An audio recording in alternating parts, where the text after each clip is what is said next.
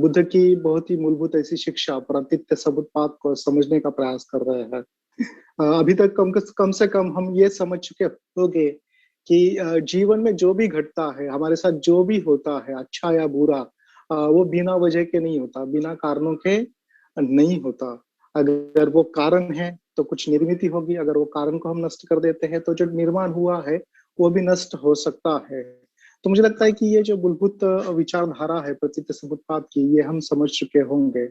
साथ ही साथ हम ये भी समझ चुके होंगे कि एक प्रकार से हम मनुष्य करके जो जीवन में सुख अनुभव करते हैं या दुख अनुभव करते हैं, उसके पीछे भी कारण है।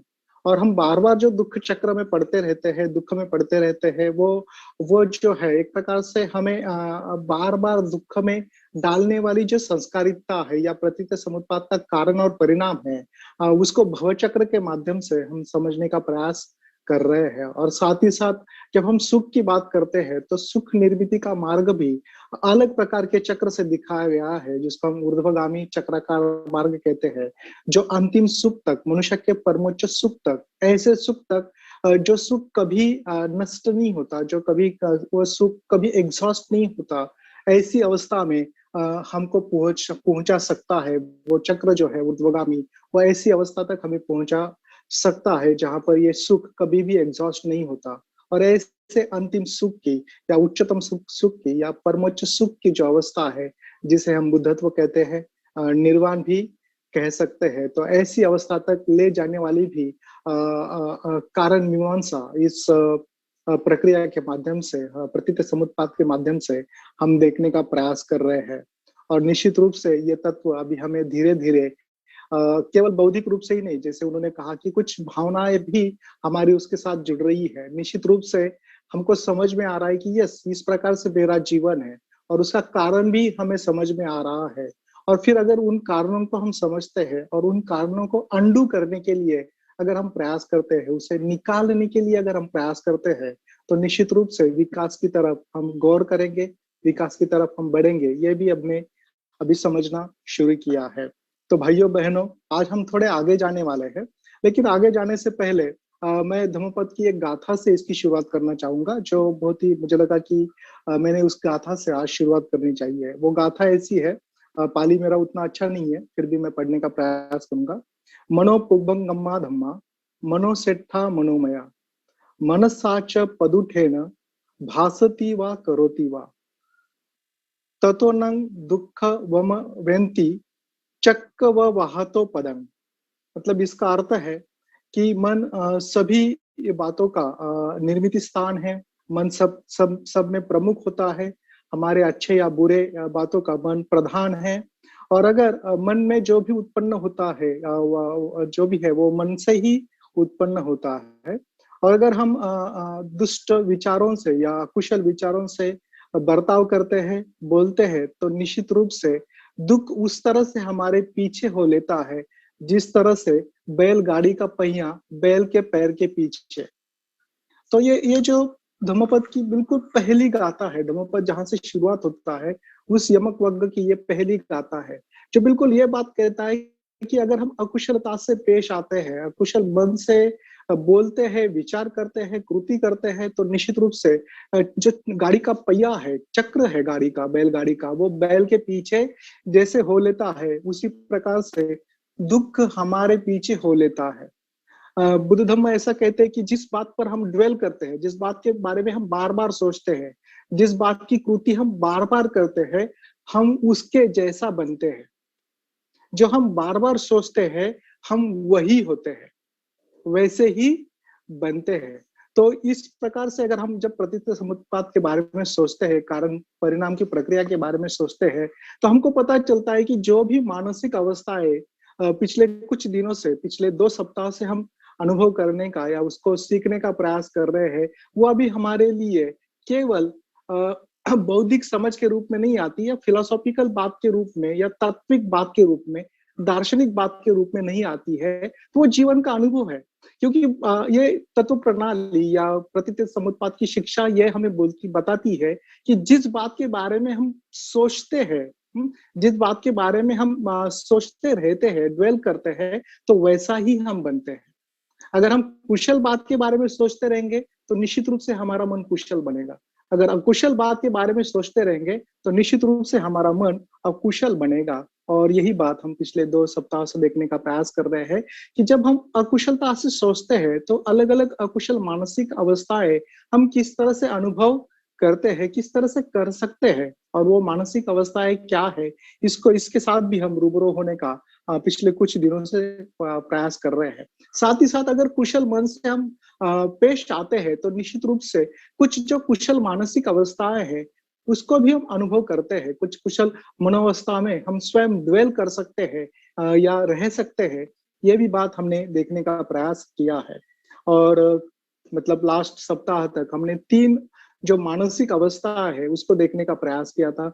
हमने देव की मानसिक अवस्थाओं को देखने का प्रयास किया था, देवलोक को देखने का प्रयास किया था। उसके बाद हमने भयंकर ऐसे स्पर्धात्मक मानसिक अवस्था को देखने का प्रयास किया है जिसे असुरलोक कहा गया है। भयंकर ऐसी स्पर्धा और ईर्ष्या की ये मानसिक अवस्था है। और उसके पश्चात हमने प्रेत लोक की मानसिक अवस्था को देखने का प्रयास किया है जिसमें अतृप्त ऐसी लालसा होती है, कभी ना खत्म होने वाली ये तृष्णा होती है। और ये तृष्णा हम हर समय बाहरी बातों से पूरा करने का प्रयास करते हैं, जबकि वो अंदरूनी खालीपन होता है, अंदरूनी असंतुष्टि होती है जिसे बाहर से भरने का हम प्रयास करते हैं। और इसलिए वो बाहर से कितनी भी भरने का हमने प्रयास किया वो पर्याप्त नहीं होती, कभी पूरा नहीं कर सकती। और इसीलिए हर समय नित्य रूप से प्यासे रहने की, नित्य रूप से भूख में रहने की, नित्य रूप से शुभता में रहने की ये मानसिक अवस्था मतलब प्रेत लोक की मानसिक अवस्था है। और जैसे रत्नदर्शी ने कहा कि जो स्वस्थ जरूरत है और हमारी विक्षिप्त इच्छा है इसमें हमने भेद करना चाहिए। और पिछले सप्ताह में मैंने जो स्वस्थ हमारी इच्छा है, जरूरतें है, इच्छा नहीं जरूरतें है, वो क्या है इसके बारे में भी हमने पिछले सप्ताह देखने का प्रयास किया था। आज मैं आगे बढ़ने वाला हूँ, लेकिन आगे बढ़ने से पहले एक बात मैं जानबूझकर बताना चाहता हूँ जो प्रेत अवस्था से संबंधित है। ऐसा कहा गया है कि आनंद क्या है? आनंद क्या है? मतलब प्रेत सही अर्थ से आनंद ले नहीं पाते क्योंकि वो आनंद दूसरी तरफ खोजते हैं, गलत चीजों में आनंद खोजते हैं। जो बात उनको दे नहीं सकती उस बात से उस आनंद की वो अपेक्षा करते हैं। लेकिन आनंद क्या है? जब हम आनंद की व्याख्या करते हैं तो आनंद की बहुत सीधी और सादी व्याख्या बताई गई है। ऐसा कहा जाता है कि आनंद मतलब आनंद के जो विषय है, आनंद के जो अलग-अलग विषय है, वो विषय तथा हमारी स्वस्थ भावनाएं, मतलब जो शुद्ध प्योर भावनाओं के साथ अगर हम आनंद के विषय के संपर्क में आते हैं तब वहां जो हमें मिलता है उसे सही आनंद कहा गया है, उसे सही अर्थ से आनंद कहा गया है। तो आनंद के अलग अलग विषय हो सकते हैं, नहीं कि हर एक के लिए आनंद का विषय अलग हो सकता है, लेकिन उस आनंद के विषयों के साथ हम हमारे स्वस्थ भावनाओं से अगर जुड़ जाते हैं, हमारे शुद्ध भावनाओं से अगर हम जुड़ जाते हैं तो निश्चित रूप से सही आनंद हम ले पाएंगे। और जब हम सही आनंद लेंगे तो निश्चित रूप से हम संतुष्टि का अनुभव करेंगे। और फिर इंद्रिय की जो सुंदरता है उसको भी हम अनुभव करेंगे। इंद्रियों की जो सुंदरता है, नहीं क्या, हर एक इंद्रिय अनुभव लेने में, सुंदरता से अनुभव लेने के लिए ही है। लेकिन आज हम इंद्रियों को विकृत रूप से इस्तेमाल करते हैं। उसको विकृत ऐसा कहा जाता है कि हमारी इंद्रियों को विकृत मन बनाता है।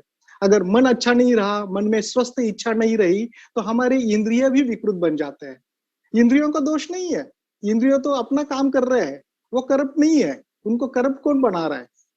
उनको गलत देखने के लिए, गलत सूंघने के लिए कौन बाधित कर रहा है, कौन प्रेरित कर रहा है? तो ये हमारी अंदरूनी गलत इच्छा जो है, जो मन है, वो उसको प्रेरित कर रहा है। अगर हम हमारी इच्छाओं को स्वस्थ बनाते हैं तो जो भी इंद्रियों के माध्यम से हम आनंद लेंगे वो स्वस्थ आनंद होगा, संतुष्टि देने वाला आनंद होगा। दुर्भाग्यवश यही बात प्रेत लोक में नहीं होती और इसलिए सच्चा आनंद वो ले नहीं पाते, अंदरूनी जो संतुष्टि है वो ले नहीं पाते। लेकिन अगर इस तरह की अंदरूनी संतुष्टि हम लेना शुरू करेंगे तो निश्चित रूप से हम आनंदी जीवन जी सकेंगे। और ऐसा कहा जाता है कि धार्मिक विकास का फिर अर्थ क्या है? तो धार्मिक विकास का अर्थ यही है कि इस अंदरूनी संतुष्टि को पूरा करना, इस अंदरूनी संतुष्टि को पूर्णत्व की तरफ लेके जाना, विकास की तरफ लेके जाना और हमारे आनंद लेने के, सच्चे आनंद लेने के क्षमता को विकसित करना ही धार्मिक विकास है। अभी हमारा आनंद जो है कई सारी बाहरी बातों पर निर्भर है, हमारी अंदरूनी बातों की तरफ आया ही नहीं है। जब हमारे बाहर के आनंद लेने की बातों से हम जब हमारे अंदरूनी आनंद लेने के बातों तक आएंगे तो हम सही अर्थ से मनुष्य जीवन का ऊंचा आनंद उठा पाएंगे। और यही बात बुद्ध ने प्राप्त की थी। उनको किस आनंद के लिए किसी बाहरी बात पर निर्भर रहने की जरूरत नहीं थी। इसका अर्थ ये नहीं है कि बुद्ध अगर अच्छा भोजन हो तो उसको उसका आनंद नहीं लेते, उसका स्वाद नहीं लेते, ऐसा उसका अर्थ नहीं है। उसका स्वाद वो लेंगे लेकिन किसी भी प्रकार से गलत इच्छा के बगैर। और भोजन अच्छा भी नहीं रहा फिर भी उनके आनंद में कोई कमी नहीं होगी। इस अर्थ से जो अंदरूनी परिपूर्णता है, उस परिपूर्णता को चरम सीमा पर पहुंचाना या उस परिपूर्णता का चरम अंग जो है उसको हम बुद्धत्व कह सकते हैं। इस आनंद की क्षमता को पूरी तरह से जहां पर विकसित हुआ हम पाते हैं वो बुद्धत्व की अवस्था है। इस तरह से भी हम देख सकते हैं। तो मुझे लगता है कि ये समझना सही में बहुत जरूरी है और हमारे खुद के आनंद की तरफ आना बहुत जरूरी है। भाइयों, हम आगे बढ़ना चाहेंगे। मैं आगे बढ़ना चाहूंगा स्वयं। आज हम दूसरे दो लोक देखने वाले हैं। पहला लोक है नरक लोक, मतलब ये चौथा है देवलोक, असुरलोक, प्रेतलोक, अभी नरक लोक। अभी इन्हें अंग्रेजी में हेल रियाल्म भी कहा गया है या टॉर्मेंट बीइंग भी कहा गया है। अभी ये जो लोक है या ये जो मानसिक अवस्था है बहुत यातना की मानसिक अवस्था है। मतलब तीव्र ऐसी मानसिक यातना की यह स्थिति है। बिल्कुल बेचैनी यहाँ पर होती है, निराशा यहाँ पर होती है, मानसिक रूप से लोग टूटे हुए होते हैं। मतलब बिल्कुल अंदर से टूटे हुए यहाँ पर लोग होते हैं। एक प्रकार से हम ऐसा भी कह सकते हैं कि मानसिक विकारों से वो लोग पीड़ित होते हैं। एक प्रकार से मानसिक विकार की अवस्था में वो रहते हैं। एक अर्थ से इसको एक प्रकार से मानसिक पागलपन की अवस्था भी कहा गया है। जहां पर कोई बात जो है हमको समझ में नहीं आती, हम क्या कर रहे हैं, किस लिए कर रहे हैं, क्यों कर रहे हैं, इस प्रकार की कोई भी बात वहां पर सही में याद नहीं रहती। एक प्रकार से मानसिक पागलपन की ऐसी ये स्थिति है। ये उन्माद की स्थिति भी कहा गया है। हाँ, एक प्रकार से उन्माद की अवस्था है, एक प्रकार से पागलपन की यह अवस्था है। इस तरह से ये स्थिति जो है दर्शाई जाती है। और ऐसा कहते हैं कि इस प्रकार की स्थिति जो है कई कारणों की वजह से हम अनुभव कर सकते हैं। कई कारण है जिसके कारण इस प्रकार की स्थिति में हम जा सकते हैं। और बहुत ही करीबी और इजी लगेगा ऐसा कारण से हम शुरुआत करते हैं। और वो कारण होता है कि ऐसा कहते हैं कि कभी कभी हम इस प्रकार की पागलपन की अवस्था, अंदर से तीव्र मानसिक यातना की स्थिति का अनुभव तब करते हैं जब हमें ये अपेक्षा नहीं होती कि कोई हमसे बिछड़ जाएगा या अनपेक्षित जो वियोग है। जब ऐसे प्रकार के अनपेक्षित वियोग की अवस्था में हम चले जाते हैं या अपने जीवन में ऐसा कुछ घटता है जहां पर हमने बिना अपेक्षा के, कोई भी ऐसी सोचा भी नहीं था कि ऐसा कुछ होगा, हमारे जीवन में घटित होता है, तब एक प्रकार से ये मानसिक अवस्था आ सकती है जहां पर तीव्र मानसिक वेदना से हम गुजर सकते हैं। कभी कभी तो इतनी तीव्र मानसिक वेदनाएं होती है कि मानो एक प्रकार से हम पागलपन का अनुभव कर रहे हैं, ऐसा लग सकता है।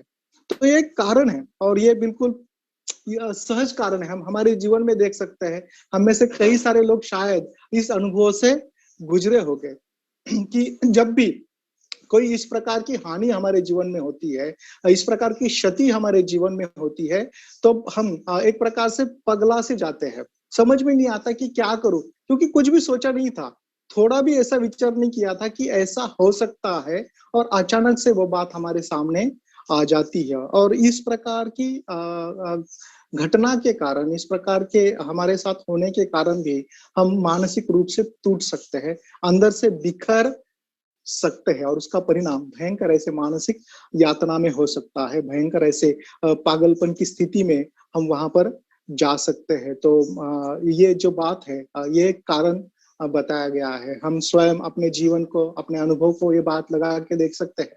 अगर हम हमारे घर में अगर बहुत करीबी कोई ऐसा हमने खोया है, हाँ, जिसके खोने की हमने अपेक्षा नहीं की थी, तो हम उस समय हमारी मानसिक अवस्था को देख सकते हैं। नहीं क्या बहुत कठिन होता है, ये वेदनाओं को सहन करना बहुत कठिन होता है। भले ही बाहर से हम खुद को बहुत मजबूत महसूस कराएँ, बहुत अच्छा रखने का प्रयास करें, लेकिन हम अंदर से बहुत बार टूट जाते हैं, बहुत यातना की स्थिति में रह सकते हैं। मुझे बाबा साहब की स्वयं का वाकया याद आता है। उन्होंने खुद लिख कर रखा है, खासकर राजरत्न के मृत्यु के बाद वो लिखते हैं कि ये दर्शाने में क्या बोलते हैं, ये दर्शाने में कोई बड़ी बात नहीं है कि बड़ी बात, मुझे अभी वो वैसे कि वैसा ट्रांसलेशन जमेगा कि नहीं मुझे पता नहीं, लेकिन वो कहते हैं कि ये दर्शाना बहुत कठिन है शायद, कि राजरत्न के मृत्यु के पश्चात मेरा जो जीवन है वो एक प्रकार से बिल्कुल जिसमें ऐसा रेगिस्तान बना है जिसमें केवल कांटे ही कांटे हैं। ऐसा रेगिस्तान बना है जिसमें कांटे ही कांटे हैं। हाँ, ये एक्चुअली बहुत बड़ा वाक्य है, मुझे पूरा की पूरा ट्रांसलेशन नहीं जम रहा है, लेकिन कोई हर्ज नहीं, जो उसका मीनिंग है, अर्थ है, उसको हम समझ सकते हैं कि बाबा साहब ने स्वयं ने एक प्रकार से उस प्रकार की मानसिक अवस्था उनकी थी, इसको दर्शाने का प्रयास किया। हालांकि बाबा साहब मानसिक यातना की स्थिति में नहीं थे, लेकिन निश्चित रूप से उनके कहने में ये था कि ये जो दुख है, ये सहजता से अनुभव करने वाला दुख नहीं है। हाँ, बाबा साहब उस दुख को पकड़ के नहीं बैठे। अगर वो पकड़ के बैठते तो शायद हम जैसे लोग निर्माण नहीं होते। बाबा साहब ने उस दुख को पकड़ा नहीं है, लेकिन उनके वाक्य से ये जरूर पता चलता है कि करीबी व्यक्ति की जो क्षति है वो इतनी सहज नहीं होती, उसको सहन करना इतना सहज नहीं होता। हालांकि बाबा साहब होने के कारण, बोधिसत्व होने के कारण उस अवस्था से बाहर निकले। बाबा साहब बोधिसत्व होने के कारण, महान होने के कारण निश्चित रूप से उसमें अटके नहीं, लेकिन हम में से बहुत सारे जो सर्वसाधारण लोग हैं इस मानसिक अवस्था में फंस सकते हैं, अटक सकते हैं और तीव्र स्वरूप की मानसिक यातना को अनुभव कर सकते हैं। कभी कभी तो ये मानसिक अवस्था, जैसे मैंने कहा कि कुछ लोगों के लिए पागलपन बन सकती है। अगर हम पुराने मूवीज देखते हैं, अगर पुराने मूवीज देखते हैं तो उसमें हमको पता चलता है कि कोई माँ अपने बेटे को खो देती है, तो पूरा जीवन वो एक प्रकार से पागलपन में बिताती है, और फिर वो जो बेटा दूसरे रूप में या दूसरे किसी प्रसंग में उसके सामने आ जाता है, तो फिर से वो पागलपन की अवस्था से बाहर आती है। इस प्रकार की कई सारी कहानियां हम मूवीज में देखते हैं, लेकिन ये कहानियां नहीं होती कुछ लोगों के लिए। पागलपन की अवस्था से लोग गुजरते हैं, गुजर सकते हैं, और यही अवस्था नरक लोक की अवस्था कहा गया है। दूसरा और एक महत्वपूर्ण कारण इसका कहा गया है, जो शायद समझना थोड़ा कठिन है, मैं प्रयास करूंगा बताने का, समझाने का, लेकिन मुझे पता नहीं कि कितना मैं ये इसमें यशस्वी होगा। दूसरा एक कारण ऐसा कहा जाता है कि ये जो स्थिति है बहुत बार हमारी जो एक मनुष्य करके हमारी जो स्वाभाविक आवेग होता है या उत्प्रेरणाएं होती है, जिसको अंग्रेजी में इम्पल्सेस कहा गया है, एक आवेग होता है, एक मनुष्य करके हमारे कुछ आवेग होते हैं। अगर वो आवेग लंबे समय तक असंतुष्ट रहे, लंबे समय तक निराशा में रहे, मतलब वो अगर पूरी नहीं होती है तो हम निराशा में चले जाते हैं। अगर ऐसी अवस्था लंबे समय तक चली तो अभी हम भयंकर मानसिक अवस्था का अनुभव कर सकते हैं, भयंकर यातना का अनुभव कर सकते हैं। और हमारे कई सारे इम्पल्सेस होते हैं, मतलब खासकर हमारे शारीरिक इम्पल्सेस होते हैं, हमारे मानसिक इम्पल्सेस होते हैं, जिसको आवेग हमने कहा है। और ये आवेग जो हो एक प्रकार से हमारी इच्छा है, इस प्रकार की इच्छा है जो तुरंत निर्माण होती है, बहुत सोचने की जरूरत नहीं होती। ये हमारा बहुत सारा जीवन जो है ना, इस प्रकार से आवेग से बना हुआ जीवन है। जीवन एक शरीर के रूप में भी जो हम प्रतिसाद देते हैं वो कई सारे आवेगों पर निर्भर होता है। और कई सारी बार हम पाते हैं कि हमारे कई सारी इच्छाएं हमको पूरी करने का अवसर नहीं मिलता, कई सारी इच्छाओं को हम पूरा कर नहीं पाते, क्योंकि कई सारे आवेग जो है बहुत बार सामाजिक दृष्टि से उतने अच्छे नहीं माने जाते। ये कुछ आवेग जो होते हैं मानसिक, तो उनको हमको दबाना पड़ता है या उनको रोकना पड़ता है। और ऐसी कई सारी बातों की वजह से अगर लंबे समय तक हमारी ये आवेग जो है, अगर उसको अभिव्यक्त होने की या उसको बाहर निकलने का अवसर नहीं मिला, तो उसके कारण भी हम मानसिक यातना में पड़ सकते हैं। भयंकर ऐसे दुख की अवस्था में हम पढ़ सकते हैं। अभी ये बात समझना शायद थोड़ा कठिन हो सकता है, लेकिन हम इसको सरल करके इतना ही देख सकते हैं कि कई सारी हमारी इच्छाएं होती है जो हम पूरा करना चाहते हैं लेकिन पूरी नहीं होती, और हम धीरे धीरे निराशा अनुभव करने लगते हैं। और कुछ लोग तो लंबे समय के लिए इस प्रकार की निराशा की अवस्था में रहते हैं, क्योंकि उनको पता है होता है कि मेरे जीवन में या मैं जो सोचता हूँ, जो मुझे चाहिए वो पूरा ही नहीं हो रहा है, मेरी इच्छाओं को मैं पूरा कर नहीं पा रहा हूँ। और फिर ऐसी अवस्था में लंबे समय तक अगर वो रहते हैं, तो निश्चित रूप से लंबे समय तक वो मानसिक वेदनाओं को अनुभव करते हैं। तो इस अर्थ से ये भी एक कारण बताया जाता है कि जिससे हम नरकलोक की या भयंकर ऐसी मानसिक यातना की स्थिति अनुभव कर सकते हैं। और उसके बाद तीसरा और एक महत्वपूर्ण कारण माना गया है इसका, और वो है कि अगर हम हमारी जो अजागरूक या अचेतन मानसिक संघर्ष है, अगर वो भी हमारे जीवन में चलता रहा, लंबे समय तक चलता रहा, तो उससे भी हम मानसिक यातना अनुभव करते हैं। हमको पता है कि हमारा जो मन है वो सचेतन और अचेतन इस स्वरूप में काम करता है, या इस प्रकार से वो हमारे सामने पेश आता है, नहीं क्या? जो दृश्य स्वरूप है वो हमारा कॉन्शियस माइंड है, लेकिन कई सारी बातें हमारे अनकॉन्शियस माइंड में चलती रहती है, हमारे अचेतन मन में चलती रहती है। और ये अचेतन मन जो है एक प्रकार से हमारे सचेतन मन का एक कोष होता है, ऐसा हम कह सकते हैं। ये जो अचेतन मन है वो एक प्रकार से ट्रेजरी है हमारे चेतन मन की। मतलब चेतन मन में जो भी कुछ हम अनुभव करते हैं, उसका कुछ ना कुछ अंश जो है वो हमारे अचेतन मन में चले जाता है। फिर हमारी भावनाएं हो, विचार हो, इच्छाएं हो, स्मरण हो, ये सारी बातें धीरे धीरे हमारे अचेतन मन में समाई जाती है, वहां पर स्टोर होती है, ऐसा हम कह सकते हैं। इसको रिजर्वायर कहा गया है, ना? क्या एक प्रकार से ये कोष है जिसमें ये सारी बातें समाविष्ट होती है। और कई सारे बार हम उसके प्रति उतने सजग नहीं रहते। खासकर फ्राइड ऐसा कहते हैं कि इसका हमारे मन पर बहुत ज्यादा परिणाम होता है। हम उसके प्रति उतने जागरूक नहीं होते, लेकिन इसका हमारे मन पर निश्चित रूप से, हमारे व्यवहार पर निश्चित रूप से इसका प्रभाव होता है। और ऐसे कई सारे संघर्ष हमारे मन में हर समय चलते रहते हैं। सुप्त रूप से कई सारे संघर्ष हमारे चलते रहते हैं, नहीं क्या? कभी कभी लोग बोलते भी एक दूसरे को कि ऊपर से तो तू बहुत अच्छा लग रहा है, लेकिन अंदर क्या चल रहा है तेरे? नहीं क्या? अंदर क्या चल रहा है, ना क्या? हाँ, वो गाना मुझे याद आ रहा है, मुझे बहुत अच्छा गाने नहीं आता, लेकिन उस गाने में कहा गया है कि तुम जो इतना मुस्कुरा रहे हो, क्या गम है जिसको छुपा रहे हो? नहीं क्या? एक गजल है, तुम जो इतना मुस्कुरा रहे हो, क्या गम है जिसको छुपा रहे हो। ऐसी कई सारी हिडन बातें हमारे अचेतन मन में छुपी होती है, और उनका संघर्ष जारी रहता है। और यह भी एक कारण है जिसकी वजह से यातना जो है हम अनुभव कर सकते हैं। तो हम हमारे जीवन में देख सकते हैं कि ऐसी कुछ बातें हैं क्या जो अभी तक हमने जानी नहीं है, पहचानी नहीं है हमारे जीवन के। ऐसी कौन सी अचेतन बातें हैं जिसका संघर्ष मेरे जीवन में चल रहा है? अगर उसको हम देख पाए तो शायद कुछ यातनाएं हमारे जीवन की कम हो सकती है। अभी नरक लोक की अवस्था में जो चित्र बताए जाते हैं बहुत ही तीव्र स्वरूप के चित्र है, बहुत यातना दिखाने वाले चित्र है, बहुत कष्ट दिखाने वाले चित्र है, बहुत पीड़ा दिखाने वाले चित्र है। जैसे पीड़ा की अवस्था है पूरी तरह से कष्टदायक, यातनादायक वो अवस्था है। एक प्रकार से पूरा जो नरक लोक है ज्वाला से भर चुका है, मतलब अग्नि से भरा हुआ है, मानो पूरा अग्नि उस लोक को निगल रहा हो। इस प्रकार से वो चित्र बिल्कुल तीव्रता से दिखाया जाता है। ऐसा कहा जाता है कि ये नरक जो है वो उष्ण नरक है, जहां पर पूरी तरह से आग लगी हुई है, और दूसरा नरक जो है वो जहां पर कड़ाके की ठंड है। अभी ये गर्म नरक क्या है और ठंडा नरक क्या है, थोड़ी देर में हम देखेंगे, इससे कंफ्यूज होने की जरूरत नहीं है। ये केवल एक प्रतीक है दिखाने का कि जो द्वेष है उसकी तीव्रता किस तरह से काम करती है, और द्वेष की तीव्रता दूसरे प्रकार से किस तरह से काम करती है, इसको दिखाने का वो एक जरिया है जिसको हम थोड़ी देर में देखने का प्रयास करेंगे। लेकिन निश्चित रूप से ये जो चित्र है बहुत तीव्र रूप से दिखाया गया है।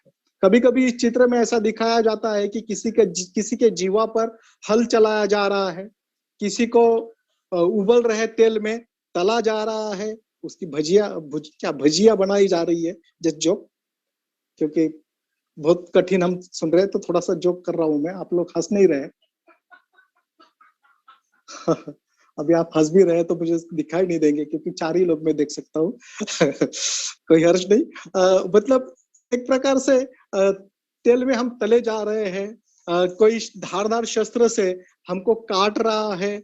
ऐसी कई सारी तीव्र जो वेदना दर्शाने वाली बातें हैं, वो वहां पर दिखाई दी है।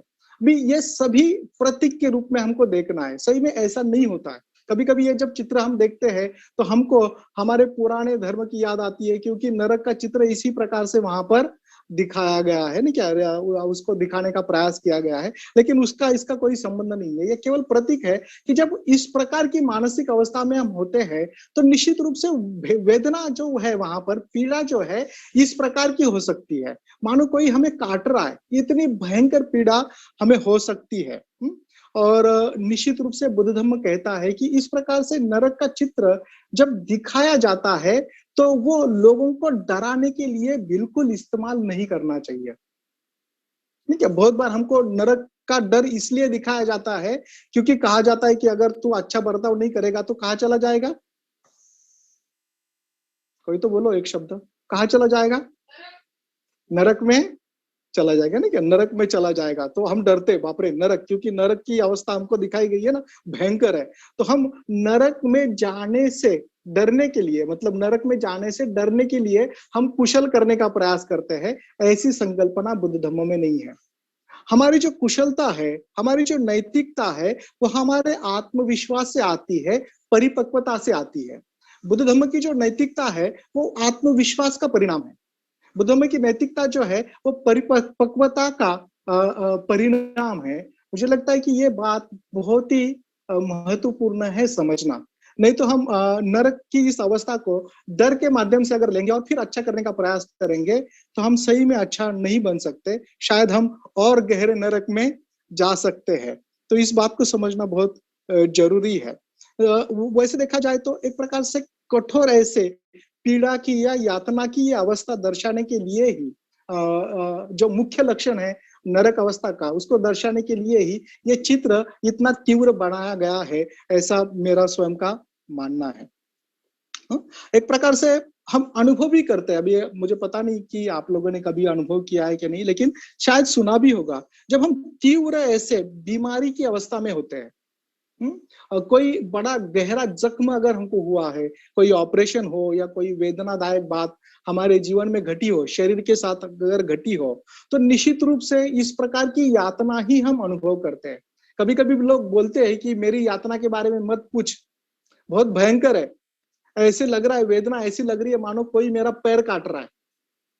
क्या कर रहा है? पैर काट रहा है। अभी कोई सही में पैर नहीं काट रहा है, लेकिन वो अनुभव इतना तीव्र है वेदना का कि हमको लगता है कि कोई पैर काट रहा है, कोई मुझे काट रहा है, नहीं क्या? बिल्कुल इसी प्रकार से उस मानसिक अवस्था को हम देखने का प्रयास करते हैं। लेकिन जब इस प्रकार से मानसिक अवस्था को दर्शाया जाता है तो केवल मानसिक तौर पर है, ये समझना जरूरी है। हालांकि हमारी शारीरिक वेदना भी हमें बहुत पीड़ा देती है, नरक जैसी यातना ही देती है, और हमारा शारीरिक यातना में रहना भी हमारी मानसिक यातना को बढ़ावा देता है, उसको बढ़ाता है। ये भी हमने अनुभव किया है। निश्चित रूप से हमारे शरीर का हमारे मन पर भी असर होता है। ऐसा माना जाता है कि ये जो ये जो नरक अवस्था है वो हम मनुष्य के बीच में ज्यादा अनुभव करने की संभावना होती है। और जब हम मनुष्य के रूप में रहते हैं, हाँ, तो उसमें हम इस मानसिक अवस्था को ज्यादा अनुभव करने की संभावना बनी रहती है। और खासकर किस तरह से इस बात को हम अनुभव करते हैं, तो ऐसा कहते हैं कि इस अनुभव इस अवस्था के लोग जो है एक प्रकार से जीवन को देखने का या दूसरे को देखने का उनका जो जरिया होता है वो एक प्रकार से भ्रमित स्वरूप का होता है, चिंता से ग्रस्त होता है, भय से ग्रस्त होता है, अतार्किक बातों से ग्रस्त होता है, हर समय किसी के प्रति संदेह लेने से ग्रस्त होता है, किसी न किसी को द्वेष से देखने से ग्रसित होता है। द्वेष से देखा जाता है। और इसलिए ऐसा कहा जाता है कि प्रेत लोग की मानसिक अवस्था में द्वेष जो है वो द्वेष बहुत मजबूत होता है। द्वेष की मानसिक अवस्था जो है बड़ी कठिन ऐसी मानसिक अवस्था होती है। वो हर समय लोगों को द्वेष की नजरिए से देखते हैं, दुश्मन की नजरिए से देखते हैं, क्योंकि हर समय उनको ये डर बना रहता है कि कोई मेरी असुरक्षितता को छीन ले रहा है, कोई मुझे असुरक्षित करने का प्रयास कर रहा है, मेरी असुरक्षितता को नष्ट करने का प्रयास कर रहा है। और इसलिए वो लोगों के साथ जब भी पेश आते हैं, लोगों से जब भी संपर्क में आते हैं, तो तुरंत उनको दुश्मन समझना शुरू करते हैं, तुरंत उसको उनको दुश्मन समझना शुरू करते हैं। इतनी भयंकर असुरक्षितता की ये अवस्था होती है। एक प्रकार से हॉस्टिलिटी जो है वो हम लोगों के प्रति बढ़ाते हैं। अभी ये लोग विरले नहीं है, हमारे इर्द गिर्द होते हैं। कभी कभी हम भी उस मानसिक अवस्था में होते हैं। हर समय हमें चिंता होती है। चिंता की मानसिक अवस्था बहुत यातना में मानसिक अवस्था है। चिंता से घटे चतुराई, ऐसा कहा गया है, नहीं क्या? दुख से तो शरीर घटेगा, लेकिन चिंता से चतुराई घटती है। तो ये चिंता की भयंकर ऐसी मानसिक अवस्था है। शायद 8वीं या 9वीं में मुझे एक कविता थी मराठी में, जिसका नाम चिंतातुर जंतु था। मतलब वो कविता ऐसी थी कि वो जो व्यक्ति है वो हर बात के लिए चिंता करता था। और वो कवि कहता है कि इस व्यक्ति को चिंता लगी होती है कि सूरज कई सालों से प्रकाश दे रहा है, इसको तकलीफ तो नहीं होगी?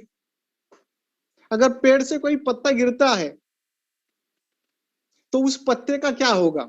मतलब हर समय मनुष्य का जीवन चिंता से घिरा हुआ होता है।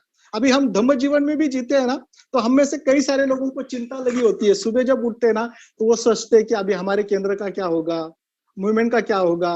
धीरे से कान उनके केंद्र की तरफ ही होते हैं, ब्रह्मचारियों की तरफ ही होते हैं, और वो सोचते हैं कि क्या होगा, ऐसा होगा तो क्या होगा, वैसा होगा तो क्या होगा। पूरी तरह से एक प्रकार से चिंता की अवस्था में ही वो लोग रहते हैं। तो इस प्रकार से भयंकर ऐसी चिंता की ये अवस्था होती है। भयंकर ऐसी संदेह की ये अवस्था होती है। उनको किसी पर भरोसा करना सहज नहीं होता। हमेशा वो लोगों को संदेह के नजर से देखते हैं, क्योंकि उनको लगता है कि शायद ये मेरे लिए, मेरे अस्तित्व के लिए खतरा हो सकते हैं। और द्वेष का काम क्या है? द्वेष का काम यही है कि उससे जो भी खतरा लगता है, उससे जो भी खतरा लगता है, उन सारी बातों को, उस खतरों को दूर करना, यही द्वेष का काम है। और फिर ये व्यक्ति बिल्कुल उत्स्फूर्तता से यही करने में लगे होते हैं। हाँ? और इसलिए ऐसा कहा जाता है कि ये लोगों को दुश्मन बनाने की जरूरत नहीं पड़ती। जैसे ही वो सोचते हैं, दुश्मन हाजिर हो जाते हैं उनके लिए। मतलब दुश्मन बिल्कुल तैयार होते हैं। और इसलिए ये भयंकर ऐसी मानसिक अवस्था है, यातना की मानसिक अवस्था है। वैसे देखा जाए तो प्राणियों के द्वेष में और मनुष्य के द्वेष में, मतलब ये नरक अवस्था के द्वेष में अंतर है। प्राणी किसी को नुकसान बिना वजह के नहीं पहुंचाते। जब उनको लगता है कि मेरी असुरक्षितता, मेरी सुरक्षितता खतरे में है, मेरे जीवन को खतरा है, तो ही वो किसी पर अटैक करते हैं या किसी पर खुद की रक्षा के लिए कुछ करने का प्रयास वो करते हैं। लेकिन मनुष्य का ऐसे नहीं है। मनुष्य का द्वेष जो है, ऐसा कहा जाता है कि मनुष्य का द्वेष जो है उसको पोसा जाता है, उसका भरण पोषण किया जाता है। वो जिंदा रहता ही है कल्पनाओं के पोषण से। हम कल्पना करते हैं कि ये व्यक्ति मुझे तकलीफ देगा, इस तरह इसकी वजह से मेरा ऐसा नुकसान होगा, और हम उसके प्रति के द्वेष को और मजबूत और मजबूत और मजबूत करते जाते हैं। और इस तरह से भयंकर ऐसी नकारात्मक मानसिक अवस्था में, नरक की मानसिक अवस्था में हम पहुंच जाते हैं, उसका अनुभव करते हैं।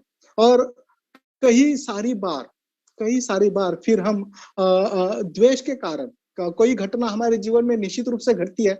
कोई द्वेष की घटना हमारे जीवन में घटती है, कोई हमारे बारे में बुरा करता है, निश्चित रूप से कुछ ना कुछ वाकया होता है। लेकिन होता क्या है, जब द्वेष केवल घटना तक सीमित नहीं रहता, वो घटना चली जाती है, वो आदमी भी चला जाता है, लेकिन नरक अवस्था में द्वेष जो है स्थायी रूप ले लेता है। स्थायी रूप बन जाता है। और इसलिए हम जब भी द्वेष की बात करते हैं तो केवल अभी घटना को याद नहीं करना चाहते, या घटना तक ही नहीं जाते हैं हम, तो उस व्यक्ति का हम इस कदर द्वेष करना चाहते हैं कि मानो उसका अस्तित्व ही हमारे जीवन में ना हो, और अंदर से फिर हम तड़पते रहते हैं जब भी उसको देखते हैं, जब भी वो सामने आता है। भले ही उस घटना को कई सारे साल हो गए होंगे, लेकिन उस व्यक्ति का बुरा हो या वो व्यक्ति तड़पे, इस तरह की भावना हमारे मन में बार बार बनी रहती है, और इससे हम ज्यादा तड़पते हैं और ज्यादा तकलीफ में जाते हैं। और यही दृष्टिकोण हमको फिर से नरक की अवस्था में डालने के लिए कारणीभूत होता है। नरक की अवस्था में हम इससे चले जाते हैं। ऐसा कहा जाता है कि इस प्रकार की अगर मानसिक अवस्था में हम रहे तो हर समय हमारा केवल द्वेष का ऑब्जेक्ट बदलता है, द्वेष वैसा ही रहता है। द्वेष का ऑब्जेक्ट मतलब द्वेष का विषय बदलता है, द्वेष वैसा ही रहता है। एक बार मैं सुबुति के साथ चर्चा कर रहा था और मैं ऐसी बोल रहा था कि ये लोग इतना द्वेष क्यों करते हैं, नहीं क्या कल उस व्यक्ति का द्वेष कर रहे थे, तो सुबुति मुझे कह रहे थे कि इन लोगों के लिए द्वेष के ऑब्जेक्ट बदलते हैं केवल। आज अगर किसी के द्वेष का ऑब्जेक्ट मैं हूं तो कल कोई दूसरा हो जाता है, क्योंकि दोष उनका द्वेष जो है उनके अंदर है और वो प्रकट हो रहा है बाहरी बातों पर। एक बात चली गई तो दूसरी, ये भयंकर ऐसी मानसिक अवस्था है जिसको हमने देखना बहुत जरूरी है। और इसलिए द्वेष भयंकर नरक की यातना देने वाली बात है। हम आचार्य शांतिदेव के भाषा में ही उसको समझने का प्रयास करेंगे। आचार्य शांतिदेव जी लिखते हैं कि अगर हृदय में द्वेष का कांटा चुभा होने से, हृदय में द्वेष का कांटा चुभा होने से न मन को शांति मिलती है और न सुख का अनुभव होता है, न नींद आती है और न धीरज रहता है। बिल्कुल ये बातें हम सबको लागू होती है। द्वेष से पीड़ित हो जाओ, हमारी रातों की नींद हराम हो जाती है, धीरज नहीं रहता, हमको लगता है कि इस व्यक्ति के बारे में मैंने क्या करना चाहिए। ये सारी बातें हम अंदर से अनुभव करते हैं। अब फिर आचार्य शांतिदेव अगली बात बताते हैं। वे कहते हैं कि यदि आज इतना भर भी दुख आप सह नहीं पाते या आपको सहा नहीं जाता, इतना भी दुख अगर आपको आज सहा नहीं जाता, तो नरक के दुखों के मूल क्रोध का निवारण क्यों नहीं करते? अगर इतना भी दुख सहा नहीं जाता तो जो नरक में आपको ढकेल रहा है, ऐसे क्रोध का निवारण आप क्यों नहीं करते? इतना भयंकर ये द्वेष है, ये इतना भयंकर ये क्रोध है जो हमें नरक अवस्था में रखता है। और फिर आगे आचार्य शांतिदेव और एक बात कहते हैं। वो कहते हैं कि क्रोध के कारण ही मैं यो ही सहस्त्र नरकों में बंदी रहा, सहस्त्रों बार नरकों में बंदी रहा। अभी ये प्रतीकात्मक है, सहस्त्रों बार मतलब हजारों बार मैं उसी नरक की मानसिक अवस्था में रहा, केवल क्रोध के कारण। आप घर में देखिए, आपके घर में थोड़ी देर पहले, उदाहरण के लिए ये शब्द इस्तेमाल कर रहा हूँ, कृपया गलत मुझे नहीं, क्या बहुत आनंद का वातावरण है, मानो स्वर्ग का वातावरण है, और आपको गुस्सा आ जाता है। 1 मिनट में घर का वातावरण क्या हो गया? हमने नरक बना दिया, हमने तुरंत उसको नरक बना दिया। अभी हमने खुद को पूछना चाहिए कि हम ऐसा कितनी बार हमारे घर को नरक बनाते हैं। हम कितनी बार जहां कहीं पर भी जाते हैं नरक बनाने की स्थिति में होते हैं, और इस मानसिक अवस्था से हम निश्चित रूप से जाते रहते हैं। अभी उस बात की तरफ आऊंगा जो मैंने कही थी कि ये जो नरक है वो ठंडा या गर्म इस स्वरूप का बताया गया है, या गर्म या ठंडा इस स्वरूप का बताया गया है। तो गर्म नरक का अर्थ क्या है?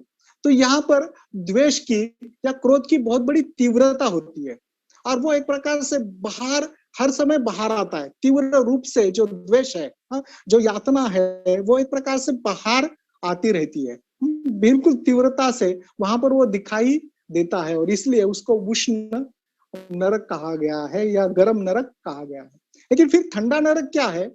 तो ठंडे नरक में क्या होता है कि हमारा ये जो क्रोध है अभी ज्वाला की तरह बाहर आने से आगे चला गया होता है। अभी वो ज्वाला की तरह बाहर नहीं आता, तो एक प्रकार से वो ठंडा द्वेष बन जाता है, जिसको हम एक प्रकार से ऐसा कह सकते हैं कि जो आकस की भावना होती है, कुछ अंदर रखने की भावना होती है, वो बन जाता है, वो ठंडा द्वेष बन जाता है और इसका भयंकर परिणाम यह होता है कि हम लोगों को यातना देने में आनंद लेते हैं। इसको क्रौर्य कहा गया है बुद्ध धर्म की भाषा में। ठीक है, क्रौर्य। हम लोगों को यातना देने में आनंद लेते हैं, उनको उनके ऊपर दुख थोपने में आनंद लेते हैं और इस मानसिक अवस्था से हम स्वयं और ज्यादा पीड़ित हो जाते हैं और ज्यादा भयंकर मानसिक अवस्था में जाते हैं। भले ही इस प्रकार की भयंकर मानसिक अवस्था हम अनुभव कर रहे हो, लेकिन एक बात हमको पता है कि कोई भी चीज जो है वो कार्य कारण भाव का परिणाम है, अनित्यता का परिणाम है। जो मानसिक अवस्था हमने अनुभव कर रहे हैं, जो मानसिक अवस्था हमने निर्माण की है, उस मानसिक अवस्था कभी ना कभी नष्ट हो सकती है, कभी ना कभी वो जो निर्माण हुआ है नष्ट हो सकता है। तो ऐसा कहते हैं कि हम नरक अवस्था में तब तक रहते हैं जब तक हमें नरक अवस्था में बनाए रखने की परिस्थिति मौजूद है। हम नरक अवस्था में तब तक रहते हैं जब तक नरक अवस्था में हमें बनाए रखने की परिस्थिति मौजूद है। जब वो परिस्थिति हम बदल देते हैं, हम नरक अवस्था से बाहर निकलते हैं या उस परिस्थिति से विपरीत परिस्थिति हम निर्माण करते हैं, अच्छी परिस्थिति हम निर्माण करते हैं जो इस परिस्थिति को काउंटरैक्ट करे, विरोध करे। उस परिस्थिति में हम फिर दूसरी मानसिक अवस्था को अनुभव कर सकते हैं और इसलिए आशा हमारी बनी रहती है। कर्म के ऊपर हमारी आशा जो है वो बनी रहती है। हम द्वेष को निकाल सकते हैं, द्वेष को फेंक सकते हैं, निकाल के यातना को निकाल सकते हैं। और खासकर अगर हम जागृति की अवस्था में चले जाते हैं, जागृति से हमारे द्वेष को देखने का प्रयास करते हैं, तो निश्चित रूप से कुछ हद तक, कुछ अंश तक हम उसको रुकाने के लिए सफल हो सकते हैं। कम से कम हमारी जो इमीडिएट प्रतिक्रिया आती है, तुरंत प्रतिक्रिया आती है, उसको कम से कम हम रोक सकते हैं, उसको देख सकते हैं। साथ ही साथ अधिकाधिक आनंद की अवस्था, अधिकाधिक संतुष्टि की अवस्था और खासकर ऐसी मानसिक अवस्था जिसको हम मैत्री की मानसिक अवस्था कहते हैं, उसको अगर विकसित करने का प्रयास करते हैं, उस संतुष्टि की अवस्था को विकसित करने का प्रयास करते हैं, तो निश्चित रूप से द्वेष से हमें खतरा धीरे धीरे कम होने लगता है। अब हम कभी कभी अगर रोड से जाते हैं या घाट में रहते हैं तो वहां पर एक बोर्ड दिखाई देता है, मराठी में लिखा होता है कि अपघात प्रवण क्षेत्र। ठीक है, मतलब अपघात होने की जो संभावना होती है, ऐसा वो क्षेत्र होता है। तो द्वेष के इस क्षेत्र को हम जागृति से और कुशल मानसिक अवस्था से टाल सकते हैं। वहां पर जागरूक हो सकते हैं कि सामने अपघात प्रवण क्षेत्र है, द्वेष का ऐसा क्षेत्र है जहां पर यातना भयंकर हो सकती है और हम वहां से दूर जा सकते हैं, खुद को रोक सकते हैं। और यही बात वहां पर बुद्ध हमें दर्शाने का प्रयास करते हैं, बुद्ध हमें दिखाने का प्रयास करते हैं। इस अवस्था में बुद्ध जो है वो धुएं के रंग के बुद्ध है, जिसको स्मोक कलर बुद्ध कहा गया है। धुएं के रंग के बुद्ध है जो हाथ में अमृत लेकर खड़े हैं और लोगों को अमृत दे रहे हैं। अभी इस अमृत के दो अर्थ है, एक अर्थ बिल्कुल सीधा अर्थ है, साधारण ऐसा अर्थ है, और दूसरा जो है बहुत गहरा ऐसा अर्थ है उसका। यहाँ पर पहला जो अर्थ है वैसे देखा जाए तो पहला अर्थ दूसरे अर्थ से बिल्कुल विरोधी है, लेकिन ये दोनों भी अर्थ उस नरक की अवस्था में समझना बहुत जरूरी है। और ये जो पहला अर्थ है बिल्कुल जो साधारण है, यहाँ पर अमृत का अर्थ होता है कि जब भी हम ऐसे तीव्र मानसिक वेदना की अवस्था में होते हैं, ऐसी तीव्र मानसिक अवस्था को हम अनुभव करते हैं, तब हमें उस दुख से, उस मानसिक अवस्था से निजात चाहिए, विश्राम चाहिए, राहत चाहिए, दूसरा कुछ नहीं चाहिए। शायद हमें बड़ी कुछ बात की जरूरत नहीं है, थोड़े समय के लिए इस प्रकार की मानसिक अवस्था से हमें क्या चाहिए? निजात चाहिए, हमें राहत चाहिए, विश्राम चाहिए।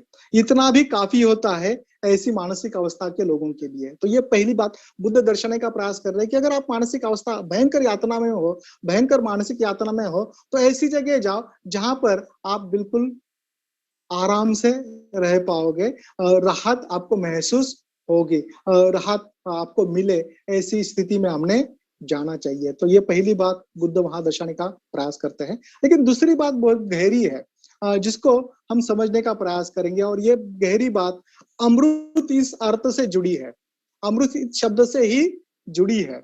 बुद्ध धर्म में अमृत इस शब्द का अर्थ जो है, या अमृत का जो सीधा संबंध है, वो निर्वाण से लगाया जाता है। अमृत को निर्वाण को अमृत पदं कहा गया है। निर्वाण को क्या कहा गया है? अमृत पद कहा गया है। और इसलिए यहाँ पर बुद्ध ऐसा कहते हैं कि जब हम इस प्रकार की तीव्र मानसिक अवस्था में होते हैं, तो हमारे लिए अगला जो चरण होता है वो केवल यही है कि हमने निर्वाण की प्राप्ति करनी चाहिए। अभी दूसरे कोई भौतिक जो आधार है, भौतिक आशाएं है, यहाँ पर अभी कोई काम की नहीं होती। कोई दूसरा इलाज अभी यहाँ पर काम का नहीं है, केवल अभी अंतिम इलाज ही यहाँ पर काम का है, और वो है निर्वाण। और हमने निर्वाण के लिए प्रयास करना चाहिए, हमने निर्वाण की तरफ बढ़ना चाहिए। अभी ऊपरी रेमेडी कोई काम की नहीं है, और यही बात ये जो अमृत है वो दर्शाने का प्रयास करता है। अभी इस अवस्था में बुद्धत्व की क्षमता किस प्रकार से होती है? तो ऐसा कहते हैं कि इस अवस्था में जो बीज है, अच्छे बीज बिल्कुल नहीं होते, बिल्कुल अच्छे बीज नहीं होते। बुरे बीज, जो बुरे बीज है, करीबन प्रेत लोक की अवस्था में जितने बीज है, उतने करीबन उतने ही बीज बुरे बीज इस अवस्था में, नरक अवस्था में होते हैं। और बुद्ध बीज जो होते हैं वो निश्चित रूप से प्रेत लोक की अवस्था से ज्यादा होते हैं। अभी आश्चर्य लगेगा कि ऐसा कैसे, लेकिन ऐसा है। वैसे देखा जाए तो दुख की अवस्था में प्रगति करना कठिन होता है, लेकिन तुलना में सहज होता है, क्योंकि दुख हमारे लिए उत्प्रेरक का काम करता है, एक प्रकार से हमें प्रेरित करने का काम करता है। दुख से बाहर निकलने की चाहत होती है। अगर सही रास्ता दिखाया जाए दुखी व्यक्ति को, तो निश्चित रूप से बुद्धत्व की तरफ वो जा सकता है। और इसके उदाहरण हमने इतिहास में देखे। जो भी दुखी लोग बुद्ध की तरफ आए हैं, बुद्ध ने गाइड किया है उनको, और उन्होंने अपना जीवन पूरी तरह से सुख में ढाल दिया है। और हमारे लिए भी यही बात है कि जब हम दुख की अवस्था में होते हैं, तो हम जीवन के प्रति और ज्यादा जागरूक होते हैं। हम भी कभी कभी अनुभव करते हैं ना, कभी अगर बीमार रहे तो हमको लगता है कि नहीं, अभी मैंने जीवन अच्छा जीना चाहिए।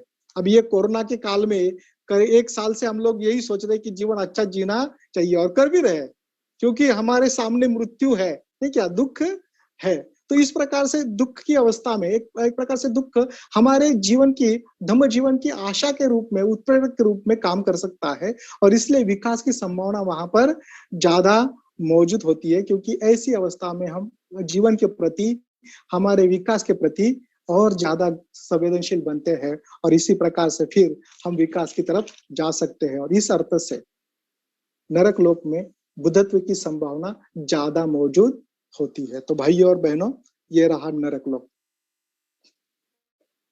ठीक है, ठीक है, ओके। है तैयारी आगे जाने की? यस यस, बिल्कुल। चलते अभी प्राणी लोक की तरफ, जिसको एनिमल रियल्म कहा गया है, या एनिमल स्टेट कहा गया है।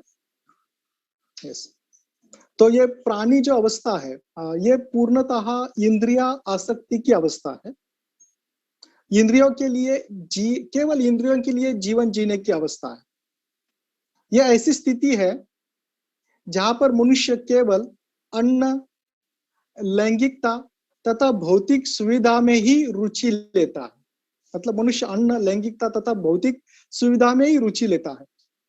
यस, और जब उसकी ये जरूरतें पूरी होती है, तो वो बिल्कुल नम्र, सौम्य तथा शांत दिखाई देता है। मानो जो पालतू जानवर होता है ना, पालतू जानवर जो होता है, बिल्कुल उस तरह की उसकी अवस्था होती है। जब तक जरूरतें पूरी होती है, तब तक कोई पशु उसके अंदर का जागरूक नहीं होता। लेकिन ऐसा कहा जाता है कि जब ये जरूरतें पूरी नहीं होती, तो वो भयंकर पशु के रूप में, जंगली जानवर के रूप में बाहर आता है, जंगली जानवर जैसा बन जाता है। और इसीलिए इस मानसिक अवस्था को प्राणियों की मानसिक अवस्था कही गई है। केवल इसके लिए नहीं, और भी कुछ बातें हम देखने वाले हैं कि जिसके कारण ये मानसिक अवस्था प्राणियों की मानसिक अवस्था है। तो लेकिन इसमें ये जो बात है, ये समझना बहुत जरूरी है कि यहाँ पर केवल हम इंद्रियों के लिए जीते हैं, इंद्रिय तुष्टि के लिए ही सही अर्थ से हम जीते हैं, दूसरी कुछ बात वहां पर नहीं होती। और इसलिए इस अवस्था में हमें अलग अलग प्राणियों के चित्र दिखाई देते हैं, और ऐसा कहा जाता है कि वो अपने जोड़ियों के साथ है, मतलब नर और मादा साथ में वहां पर दिखाई देते हैं। तो इस रूप में वो प्राणी वहां पर दिखाई देते हैं, और बिल्कुल वो शांत है, कुछ बैठे हैं, खा रहे हैं, कुछ टहल रहे हैं, नहीं क्या, बिल्कुल शांत ऐसी अवस्था में है। प्राणियों को चिंता नहीं रहती, क्योंकि प्राणी कल के बारे में नहीं सोचते, उनको कल के बारे में सोचने की जरूरत नहीं होती, नहीं क्या, कल के बारे में सोचना उनके लिए संभव नहीं होता, क्योंकि उनकी स्वजागृति जो है वो विकसित नहीं हुई होती। उसको थोड़ी देर में हम देखेंगे। लेकिन ये जो अवस्था है प्राणी की, जिसको कल की चिंता नहीं है, हम में से भी कई सारे लोग हैं जो कल की चिंता किए बगैर जीते हैं। इसका अर्थ यह नहीं है कि हमने चिंता में रहना चाहिए, लेकिन कई सारे लोग कल की फिक्र किए बगैर जीते हैं। आज के लिए जियो, आज के लिए जियो, नहीं क्या, कई सारे लोग कभी कभी पूछते हैं ना कि बाबा कल क्या करेगा तू, तो कल का कल देखूंगा, कल का कल देखूंगा, ऐसे बोलने वाले कई सारे लोग हमारे बीच में मौजूद होते हैं। शायद जो लोग आप मुझे सुन रहे हैं, मेरे साथ शायद हम ऐसी अवस्था में हो सकते हैं कि कल का कल सोचेंगे, आज जी लो, नहीं क्या। ये देवानंद के गाने की तरह कभी कभी है कि हर फिक्र को धुएं में उड़ाता चला गया, नहीं क्या, मैं जिंदगी का साथ। ये गाना वैसे अच्छी स्थिति को दर्शाने वाला है, लेकिन जोक करके मैं ये गाना बता रहा हूँ आपको, नहीं क्या, कि यस, हर फिक्र को मानो हमने क्या कर दिया है, धुएं में उड़ा दिया है। एक प्रकार से उस प्रकार की ये जो अवस्था है, जहां पर कोई चिंता नहीं है प्राणियों को, कल के बारे में सोचने की ये अवस्था नहीं है। ऐसा कहा जाता है कि यहाँ पर हम केवल शारीरिक जरूरतों को पूरा करने में ही लगे होते हैं, और हमें दूसरी कुछ बात दिखाई नहीं देती, दूसरी कुछ बात हमें दिखाई नहीं देती, केवल हम शारीरिक जरूरतों को ही पूरा करते हैं। और इस प्रकार से दूसरी बातों को देखने को, इस प्रकार से शारीरिक जरूरतों के परे भी कुछ हो सकता है, इस बात को इस बात को देखने के लिए जो नकार दिया गया है, जिस बात को देखना नकारा गया है, उस अवस्था को ही अज्ञान कहा गया है। एक प्रकार से ये प्राणी लोग की अवस्था हमारे अज्ञान की अवस्था का वास्तविकरण है, ये प्रकटीकरण है, रिप्रेजेंटेशन है, ऐसा हम कह सकते हैं कि हमारा जो अज्ञान है, जो जीवन केवल शरीर तक ही मर्यादित नहीं है, उससे भी कुछ आगे हो सकता है। इसको जानबूझकर देखने के लिए दिया गया नकार ही प्राणी अवस्था से दर्शाया जाता है। ये स्पष्ट हो रहा है क्या? ये कठिन लग रहा है? कठिन नहीं है, बिल्कुल सीधा है कि हमको ये समझ में ही नहीं आता कि मनुष्य का जीवन केवल खाने पीने और समागम करने के लिए नहीं है, लैंगिकता के लिए नहीं है, उससे कुछ और भी हो सकता है, ऊंचा आदर्श भी मनुष्य के जीवन में हो सकता है। इसके बारे में हम सोचते नहीं है। अभी प्राणियों के लिए, प्राणी जो एक्चुअल प्राणी है, जो हम अपने जीवन में जो हमारे इर्द गिर्द प्राणी देखते हैं, उनको इसके लिए जिम्मेदार ठहराया नहीं जा सकता। इस अज्ञान के लिए प्राणियों को जिम्मेदार ठहराया नहीं जा सकता, क्योंकि उनमें स्व जागृति का विकास नहीं हुआ है, स्व जानीव का विकास नहीं हुआ है, और इसलिए उनकी जो मर्यादा है, समझने की मर्यादा है, उस मर्यादा के लिए उनको जिम्मेदार नहीं ठहराया जा सकता, क्योंकि उनके लिए वो प्राकृतिक बात है, उनके लिए वो स्वाभाविक बात है। लेकिन हमारा अज्ञान, मनुष्य ने खुद ने ओढ़ा हुआ अज्ञान है, खुद ने अपने ऊपर थोपा हुआ अज्ञान है, जबकि जरूरत नहीं है इसकी। मनुष्य खुद खुद को इतना विकसित कर सकता है जितना बुद्ध ने स्वयं को विकसित कर लिया है, उतना विकसित होने की क्षमता मनुष्य में है। फिर भी मनुष्य क्या करता है, अपने क्षितिज को मर्यादित करता है, एक प्रकार से अपने अपने होराइजन को वो क्या करता है, मर्यादित करता है, और मर्यादित जीने का प्रयास करता है। और इसलिए जानबूझकर वो जो मर्यादा लांघने वाली बात है, मर्यादा के पार ले जाने वाली बात है, उसको देखना उसे संभव नहीं होता, वो जानबूझकर उसको देखना नहीं चाहता। और यही मानसिक अवस्था प्राणियों की मानसिक अवस्था है। हम खुद को देख सकते हैं, बहुत बार हम जीवन की सच्चाई को देखना नहीं चाहते, हम भी कई सारी बार आगे देखने का प्रयास नहीं करते, आगे कुछ जीवन हो सकता है इसके बारे में सोचने का प्रयास नहीं करते। हालांकि ऐसा कहा जाता है कि यहाँ मनुष्य जिस प्राणी लोग की अवस्था में होते हैं, प्राणी जैसी अवस्था में होते हैं, उनकी यहाँ पर जो लालसा होती है, इच्छा होती है, वो प्रेत जैसी नहीं होती। प्रेत अवस्था में जिस प्रकार की लालसा है, उस प्रकार की ये लालसा नहीं होती। हमको पता है कि प्रेत की लालसा कभी पूरी नहीं होती, कभी पूरी नहीं होती, लेकिन यहाँ पर वैसा नहीं है। प्राणी लोग की इस अवस्था में अगर मनुष्य को अन्न, उसकी जो भी जरूरत है वो अगर मिल जाए, मतलब नींद मिल जाए, अन्न मिल जाए, समागम मिल जाए, सुविधा मिल जाए, तो उसकी जो संतुष्टि है वो मिल जाती है, उसकी संतुष्टि आ जाती है। लेकिन गड़बड़ की बात क्या है कि ये जो प्राणी लोक में जो मनुष्य है, उसको संतुष्टि आ जाती है, लेकिन वो ये मानकर चलता है कि ये संतुष्टि लेना ही मेरा पूरा जीवन है। और यही पर गड़बड़ होती है, यही पर गड़बड़ होती है। इससे परे कुछ ऊंचा जीवन है वो समझना नहीं चाहते, इसी पर गड़बड़ होती है। और इस तरह के लोग जो है, इस तरह के लोग व्यवहारिक जीवन में बहुत प्रगतिशील लोग भी हो सकते हैं। व्यवहारिक रूप में वो मूर्ख होंगे ऐसा नहीं है। कभी कभी हमको लगता है कि हम ऐसी अवस्था में नहीं रहेंगे, क्योंकि हम तो ऊंची नौकरी कर रहे हैं, अच्छे समाज में रह रहे हैं, प्रगतिशील समाज में रह रहे हैं, आजू बाजू बड़ा तंत्र ज्ञान हमारे पास विकसित हुआ है, और ऐसा सोच सकते हैं कि ऐसी सारी अवस्था में अगर हम रहते हैं, हम प्राणी कहाँ पर है। लेकिन हमने सही में खुद को पूछना चाहिए कि हम जी किसके लिए रहे। ये जो भी विकास है हमारे सामने, जो भी हमारे सामने जिस विकास का हम अनुभव कर रहे हैं, उस विकास का इस्तेमाल अंतिमतः हम किसके लिए कर रहे हैं। हम मन के विकास के लिए कर रहे हैं कि शरीर की जरूरतों को पूरा करने के लिए ही कर रहे हैं। ये सवाल हमने आज के दिन में पूछना बहुत जरूरी है। हाँ? क्योंकि ऐसा कहते हैं कि इस प्राणी लोक की अवस्था में हम केवल स्वयं के बारे में सोचते हैं, स्वयं के परे नहीं सोच सकते। मतलब केवल शरीर के बारे में सोचते हैं, शरीर के परे हम नहीं सोच सकते। और साथ ही साथ जिस गुट में हम जीते हैं, जिस गुट में हम हैं, उसके ही बारे में सोचते हैं, उसके आगे हम सोच नहीं पाते। हमको पता है कि प्राणियों का जीवन झुंड का जीवन होता है, प्राणी रहते ही झुंड में है, और एक मनुष्य के रूप में हम भी झुंड में ही रहते हैं, और हमारा अस्तित्व भी झुंड से ही जुड़ा होता है। और ऐसा माना जाता है कि झुंड जो है एक प्रकार से हमारे सोचने के अवसर को वो नष्ट कर देता है। ये गुट जो है हम व्यक्ति के रूप में हमें सोचने नहीं देता, एक मनुष्य के रूप में हमें वो सोचने नहीं देता, वो अपने साथ ही मनुष्य को रखना चाहता है। और इसलिए ऐसा कहा जाता है कि गुट हमारी मानव के रूप में व्यक्ति करके विकसित होने की जो क्षमता है, उस क्षमता को ही ये अटकाव करता है।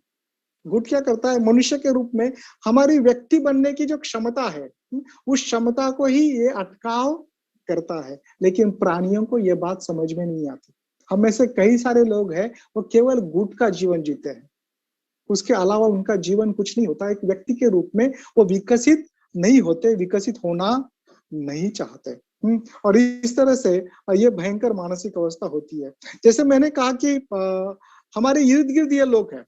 अभी मैं थोड़ा सा सोच रहा था कि क्या हो रहा है हमारे बारे में। ये जो YouTube है उस पे मैं एक दो क्लिप देख रहा था, खासकर जो कोई प्राणी मित्र होते हैं ना, तो प्राणियों के लिए वो बहुत कुछ देने का प्रयास करते हैं। तो मैंने देखा कि कुछ लोग प्राणियों के लिए बहुत सारे फल लेकर जाते हैं और उनको खिलाते हैं, और खासकर बंदर जो है उनको खिलाने का प्रोग्राम मैंने देखा उस दिन। तो किसी आदमी ने केक लेकर गया था, कोई आदमी केक लेकर गया था, उसको लगा होगा कि आधुनिक जो जीवन पद्धति है उसका भी अनुभव प्राणियों ने लेना चाहिए। अभी जो बंदर है उन्होंने देखा कि ये नया कुछ प्रकार लगता है, तो किसी पहले बंदर ने उसको टेस्ट करके देखा, उसको अच्छा लगा तो दूसरी बार उसने तोड़ लिया। बाकी बंदर ने उसको देख लिया कि एक बंदर ने उसको खा लिया है और अच्छा शायद लगा है, इसलिए बड़ा टुकड़ा लेकर वो गया है। सारे बंदर आ जाते हैं और केक को पूरा लेकर चले जाते हैं। अभी केक खाने से बंदर की जो प्राणीजन्य अवस्था है वो बदल नहीं जाएगी क्या? बदल जाएगी? कुछ तो बोलिए हाँ या ना। नहीं बदल जाएगी नहीं क्या? नहीं बदलेगी। हाँ। तो आधुनिक जगत में पिज्जा खाने से हमारे अंदर के प्राणियों की अवस्था भी नहीं बदलने वाली। ये समझना बहुत जरूरी है। हम कितने भी आधुनिक हो, अगर हम अंदर से विकसित मनुष्य के रूप में, मानव के रूप में मन का विकास नहीं करते हैं, तो हम कितनी भी सुविधा की अवस्था में क्यों न चले जाए, हम बीस्ट रहेंगे, अंदर से प्राणी रह सकते हैं। तो खुद को ये सवाल पूछना सही में जरूरी है। ऐसा कहते हैं कि ये प्राणी की जो अवस्था है, और एक कारण से प्राणी जैसी अवस्था है, और वो है कि वहां पर कोई दृष्टि नहीं होती, वहां पर कोई संस्कृति नहीं होती, वहां पर कोई संस्कृति नहीं होती, कोई सभ्यता वहां पर नहीं होती। प्राणियों में ये विजन नहीं होता कि वो सोच सके कि मैं अगला जीवन किस तरह से जी सकता हूँ, किस तरह से खुद को विकसित कर सकता हूँ। एक सांस्कृतिक जीवन जिसको कहते हैं, कल्चर्ड लाइफ, सिविलाइज्ड लाइफ जो है, वो जी नहीं पाते। कई सारे मनुष्य हमारे युग के बिल्कुल ऐसी अवस्था में रहते हैं। कई सारे लोग बिल्कुल अनसिविलाइज्ड रहते हैं, बिल्कुल अनसिविलाइज्ड। उनको देखते ही ऐसा पता चलता है कि ये मनुष्य है या सही में मनुष्य है। उनका बर्ताव बिल्कुल प्राणी जैसा होता है, बिल्कुल प्राणी जैसा। जब मैं इसके बारे में सोच रहा था तो मुझे सत्ते पे सत्ता फिल्म याद आ गई। अभी नए लोग हैं तो उनको शायद पता नहीं होगी ये फिल्म, शायद पता भी होगी क्योंकि लीजेंडरी फिल्म थी। हाँ, नहीं क्या वो जो 7 भाई है जिस प्रकार से रहते हैं, जब हेमा मालिनी उनके घर में आ जाती है तो उसको लगता है कि ये मनुष्य है या प्राणी है, नहीं क्या? हाँ, खाने में कोई सभ्यता नहीं, एक दूसरे से बर्ताव करने में कोई सभ्यता नहीं, एक दूसरे के साथ पेश आने में कोई सभ्यता नहीं है, नहीं क्या? किसी भी प्रकार की मनुष्य जैसी बात उनमें दिखाई नहीं देती। हालांकि वो सब पूरा सिनेमा इस पर निर्भर है कि ये जो 7 लोग हैं वो फिर किस तरह से मनुष्य बन जाते हैं। तो एक प्रकार से ये ऐसी अवस्था है जहां पर कोई संस्कृति नहीं होती, कोई संस्कृति नहीं होती। ये ऐसी अवस्था है जहां पर कोई विजन, जीवन का विजन नहीं होता। हम में से कई सारे लोग अपना पूरा जीवन, जीवन के दृष्टि के बगैर, विजन के बगैर चलाते हैं। सोचते ही नहीं कि क्या होना चाहिए, सोचते ही नहीं है कि क्या कर सकता हूं मैं, क्या बन सकता हूं। भगवान बुद्ध के बारे में ऐसा कहा जाता है कि वो पहले व्यक्ति थे जिन्होंने ये सोच लिया, मतलब जिन्होंने ये समझा कि मनुष्य के मन का विकास किस तरह से किया जा सकता है, कितनी ऊंचाई तक मनुष्य का विकास हो सकता है, इसको समझने वाले भगवान बुद्ध पहले व्यक्ति थे।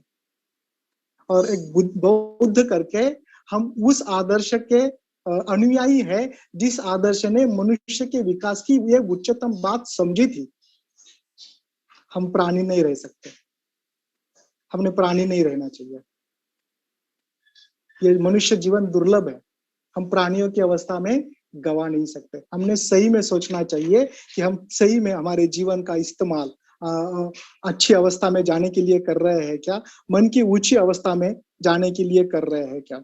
अगर ऐसा माना जाता है कि हमारे अंदर, मनुष्य करके हमारे अंदर ही सृजक बात को प्रतिसाद देने की एक क्षमता होती है, हमारे अंदर ही सृजक बात को प्रतिसाद देने की, सृजक प्रवृत्तियों को प्रतिसाद देने की एक क्षमता होती है।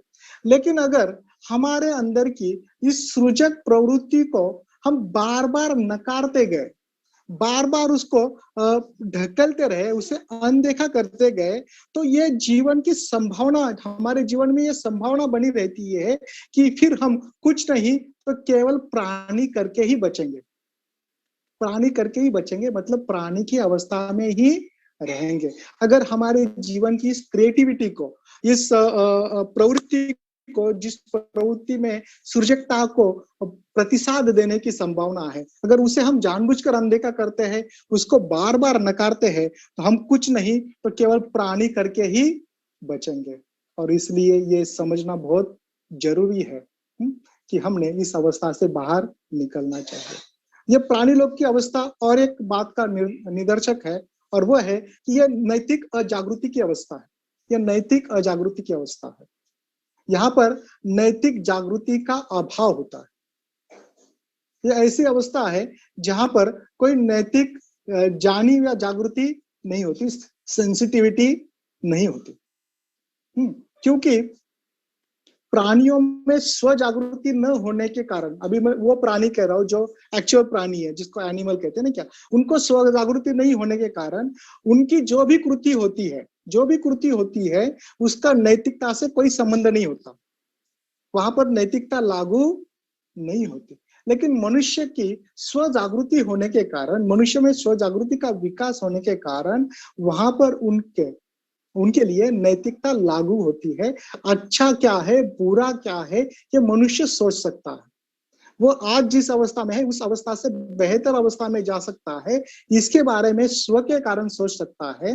वो नैतिकता के बारे में स्व के कारण सोच सकता है। इसलिए मनुष्य की अवस्था प्राणी की अवस्था से अलग होती है। लेकिन दुर्भाग्यवश दुर्भाग्यवश हम में से कई सारे लोग इस प्रकार की नैतिक जागृति की अवस्था से कोसों दूर होते हैं। कोसों दूर होते हैं। और ये हर समय हमारे सामने आने वाले उदाहरण, हर समय हमारे सामने आने वाले उदाहरण है। कई कुछ साल पहले मैं जहां पर पिंपरी में रहता हूँ, एक घटना घटी थी। हमारे संघ का विहार उस एरिया में है। वहां पर एक ऐसी घटना घटी कि एक छोटा बच्चा था, जिसे उसके पियक्कड़ पिता ने फर्श पर जोर से गिराया, मतलब मराठीत ज्याला आपटणे म्हणतो, हिंदी में क्या कहेंगे, पटका, उसको जोर से पटकाया और वहीं पर उसका निधन हो गया, छोटे बच्चे का।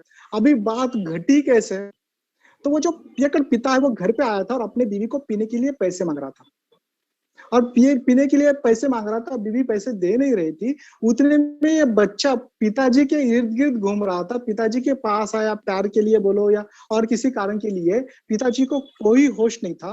वो इसी बात पर उसका ध्यान था कि उसे पैसे चाहिए, क्योंकि और एक नौटाक और एक पैक करना है, उसको लगाना है, जाकर और एक पैक उसको लगाना है। और ऐसे इसमें वो बच्चे के प्रति उसके मन में द्वेष आ जाता है, बच्चे को उठाता है और पटकता है, बच्चा मरता है। ये कौन सी अवस्था है?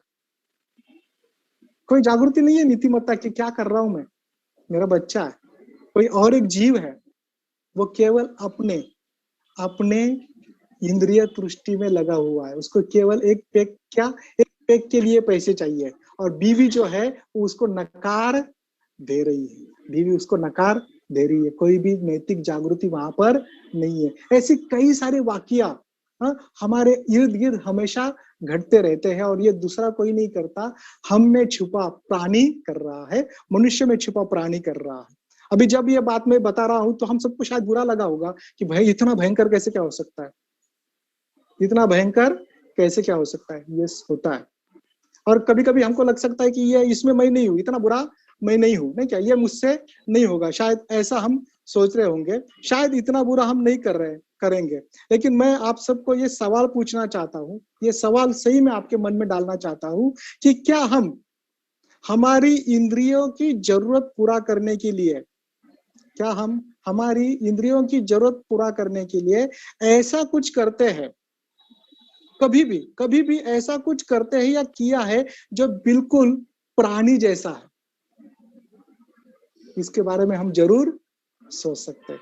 जैसे प्राणी करते हैं, कहीं गलती से इंद्रियों की जरूरत पूरा करते समय क्या हमारे हाथ से वो बात घटती है, हमारे हाथ से वो बात होती है क्या, इसको हम जरूर देख सकते हैं। इस प्रकार से बिल्कुल ये अजागृति की अवस्था है। कोई भी संस्कृति वहां पर नहीं है, कोई भी समझदारी वहां पर नहीं है। मनुष्य की जो उच्चतम क्षमता है उसको समझने की बात वहां पर मौजूद नहीं है, और बिल्कुल बर्बरता से भरी हुई यह मानसिक अवस्था है, प्राणियों की मानसिक अवस्था है। ऐसा कहते हैं कि इसी प्रकार का जीवन अगर दीर्घ समय तक हम जीते रहे तो निश्चित रूप से प्राणियों जैसे ही बन जाएंगे।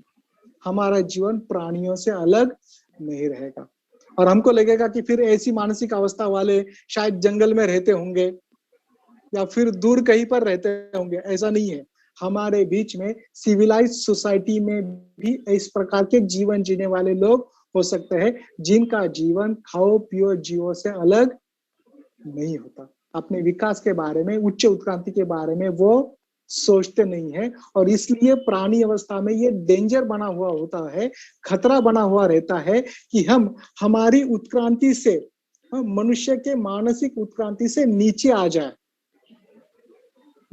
हमारे मानसिक उत्क्रांति से हम नीचे आ जाए, ये बात की संभावना बनी रहती है। भाइयों, अगर उत्क्रांति में हम नीचे आ गए मानसिक तौर पर, तो फिर से उत्क्रांत होना इजी बात नहीं है। इसको समझना बहुत जरूरी है। ये बहुत गहन और गंभीर ऐसी बात है, और किसी भी तौर पर हमारे अंदर के प्राणी को फिर हम हाँ, खा पोस कर खिला पिला कर बड़ा नहीं कर सकते। हाँ, समझ में आ रहा है ना मुझे क्या Yes, बोलना है? yes, yes. यस नहीं, क्या खिला पिला कर उसको हम बड़ा नहीं कर सकते। और इसीलिए यहाँ पर बुद्ध हमको कुछ दिखा रहे हैं। यहाँ पर नीले रंग के बुद्ध है, जो हम हाथ में किताब लेकर हमारे लिए कुछ सिखाने का प्रयास कर रहे हैं। यस, किताब है उनके हाथ में, ग्रंथ है उनके हाथ में। और ऐसा कहा जाता है कि इस प्रकार से जब हम बर्बरता की अवस्था में होते हैं, जंगलीपन की अवस्था में होते हैं, नहीं क्या, बिल्कुल जंगली होते हैं, असभ्य होते हैं, तब ऐसी अवस्था में अगला चरण जो है वो अगला चरण है सभ्य बनने का, सुसंस्कृत बनने का। अगला चरण क्या है? सभ्य बनने का, सिविलाइज्ड बनने का, सुसंस्कृत बनने का। और शायद बाबा साहब ने इसीलिए कहा है कि हमारा ध्येय क्या होना चाहिए बौद्धों का, तो मन को सुसंस्कृत करना ही बौद्धों का ध्येय होना चाहिए, नहीं क्या? मन को सुसंस्कृत करना ही बौद्धों का उद्देश्य होना चाहिए। तो खुद को हम सवाल पूछ सकते हैं कि क्या सही में हम सुसंस्कृत बन रहे हैं? कल्चर ऑफ द माइंड बाबा साहब ने कहा है। तो हमारे मन को हम सुसंस्कृत करने का प्रयास कर रहे हैं क्या? ये सवाल हम खुद को पूछ सकते हैं। जब भी हम बर्बरता की अवस्था में होते हैं तो इसका इलाज यही है कि हम मन को सुसंस्कृत करें, क्योंकि सभी चीजें मन से उत्पन्न है।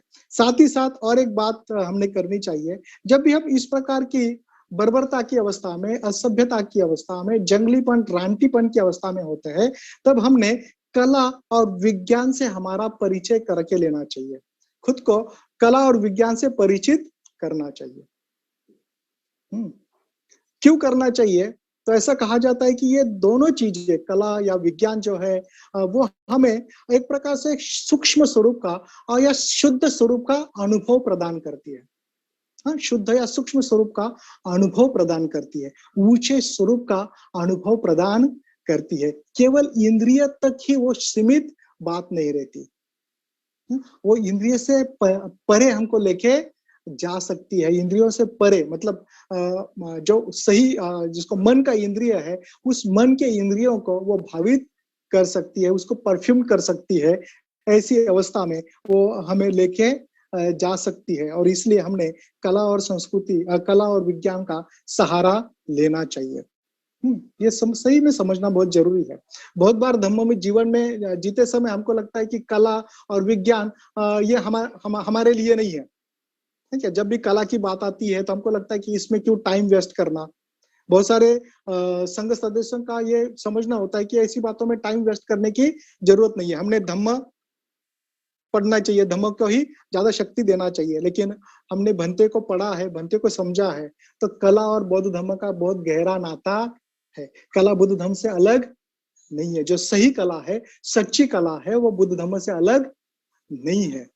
और इसलिए भंते जी का किताब है, आप अगर पढ़ना चाहे तो आप पढ़ सकते हैं। रिलीजन ऑफ आर्ट उन्होंने वो किताब जो है वो लिखी है, तो उसको भी आप पढ़ सकते हैं। तो इस तरह से कला जो है और निश्चित रूप से हमें एक प्रकार से बहुत ही रिफाइन इस प्रकार का अनुभव दे सकती है, शुद्ध स्वरूप का अनुभव दे सकती है, जो केवल इंद्रिय तक ही सीमित नहीं होता, वो उससे परे हमको लेके जाता है। और ऐसा भी इसलिए भी ये बात महत्वपूर्ण होती है क्योंकि जब हम बर्बरता की अवस्था में होते हैं, असभ्यता की अवस्था में होते हैं, जंगलीपन की अवस्था में होते हैं, तो तुरंत हम धम्म जीवन की तरफ आ नहीं सकते, इमीडिएटली धम्म जीवन की तरफ आ नहीं सकते। तो जो बीच का मार्ग है, तो पहले हमें थोड़ा सभ्य बनना पड़ेगा, अच्छा बनना पड़ेगा, क्योंकि तुरंत धम्म जीवन में आना शायद कुछ लोगों के लिए कठिन हो सकता है। हम में से कई सारे लोग धम्म जीवन में जब आए ना, तो वो जिस प्रकार का जीवन जी रहे थे, तो प्राणी से अलग उनका जीवन नहीं था, कई सारे लोगों का। तो जब धम्म जीवन में आए तो पहले उन्होंने खुद को अच्छा बनाया। मतलब अभी विनोद के तौर पर मैं आपको ये बात बताता हूँ, कृपया इसको मतलब वैसे की वैसा मत ले, समझने के लिए मैं इसको उदाहरण देना चाहता हूँ। कुछ लोगों को उनके कल्याण मित्रों को सिखाना पड़ा कि आपने क्या पहनना चाहिए, किस तरह से पहनना चाहिए। अगर आप यहाँ पर आ रहे हो तो किस तरह से आपने आना चाहिए, क्योंकि वहां पर किस तरह से रहना चाहिए ये भी समझ हमारी विकसित नहीं हुई है, कई सारे लोगों की विकसित नहीं हुई है।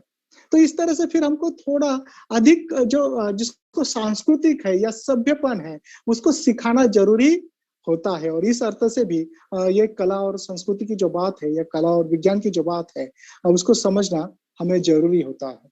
और एक बात के लिए ये बात बहुत महत्वपूर्ण है, क्योंकि ऐसा माना जाता है कि बौद्ध धर्म जहां पर भी चला गया, इतिहास इसका गवाह है कि बौद्ध धर्म जहां पर भी चला गया है, उसने अपने साथ धम्म के साथ साथ वहां, मतलब भारत की जो उच्चतम संस्कृति है उसका भी वहन किया है, उसको भी वो लेके गया है। क्योंकि संस्कृति जो है, अच्छी संस्कृति जो है, धम्म जीवन के लिए एक अच्छी नींव की स्थापना करती है। अच्छी जो संस्कृति होती है, निश्चित रूप से धम्म जीवन के लिए एक प्रकार से जड़ का काम या नींव को स्थापित करने का काम करती है। और इसलिए भी ये जो संस्कृति है, कला है, हमारे लिए बहुत महत्वपूर्ण बन जाती है। शायद शायद इसी के लिए जो बोधिसत्व है, उससे ये अपेक्षा की जाती है, खासकर महायान परंपरा में इसकी अपेक्षा की जाती है कि वो कला और विज्ञान से निपुण हो, संपन्न हो। शायद इसी के लिए बोधिसत्व से अपेक्षा की जाती होगी कि वो कला तथा विज्ञान में निपुण हो, ताकि वो जब लोगों को दे सके तो कला दे सके, संस्कृति दे सके, विज्ञान दे सके, ताकि लोग और ज्यादा सभ्य बने, सुसंस्कृत बने। और यही बात यहाँ पर जो बुद्ध किताब लेके खड़े हैं, वही दर्शाने का प्रयास करते हैं। तो भाइयों और बहनों, हमें निश्चित रूप से प्राणी की अवस्था से निकलकर सभ्य और सुसंस्कृत मानसिक अवस्था में जाना चाहिए। हमें मन की विकसित अवस्था में जाना चाहिए। फिर यहाँ पर बुद्धत्व की क्षमता किस प्रकार से मौजूद होती है? तो ऐसा कहा जाता है कि जो अच्छे बीज है, यहाँ पर बहुत ही कम होते हैं, बहुत ही कम होते हैं। यहाँ पर इन लोगों के लिए एक प्रकार से समय उतना ठीक नहीं चल रहा होता है, ऐसा हम समझ सकते हैं। मतलब अच्छे बीजों के अर्थ से यहाँ कुछ भी ठीक नहीं होता। अच्छे बीज होते ही बहुत कम होते हैं, बुरे बीजों का प्रभाव ज्यादा होता है, क्योंकि अज्ञान है, अच्छाई को नकार है, अच्छाई की समझ ही नहीं है। और इसलिए बुरे बीजों का ज्यादा प्रभाव होता है। और बुद्ध बीज जो है निश्चित रूप से कम होते हैं, लेकिन अच्छे बीजों से दुगना होते हैं। जो अच्छे बीज है, मतलब अच्छे बीज अगर एक है, तो बुद्धत्व का बीज दो होते हैं, बुद्धत्व के बीज दो होते हैं। तो इस अर्थ से हम ये समझ सकते हैं कि भले ही हम बर्बरता की अवस्था में क्यों ना हो, भले ही हम जंगलीपन की अवस्था में क्यों ना हो, अगर हम सही में धम्म को महत्व देते हैं, अगर बुद्ध के प्रति जागरूक हो जाते हैं, तो निश्चित रूप से इस बर्बरता की अवस्था से हम बाहर आ सकते हैं।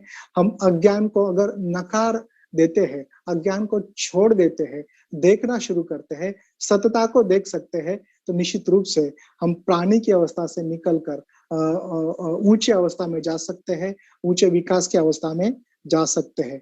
तो भाइयों और बहनों, मुझे आशा है कि आपने ये दोनों अवस्था कुछ हद तक समझी होगी, आपने जीवन में उसको देखने का आपने प्रयास किया होगा। निश्चित रूप से हम इन दोनों अवस्था से बाहर निकलने का प्रयास करेंगे और विकास की तरफ जाने का प्रयास करेंगे। आपने मुझे सहन कर लिया, इसलिए मैं आप सबका बहुत बहुत धन्यवाद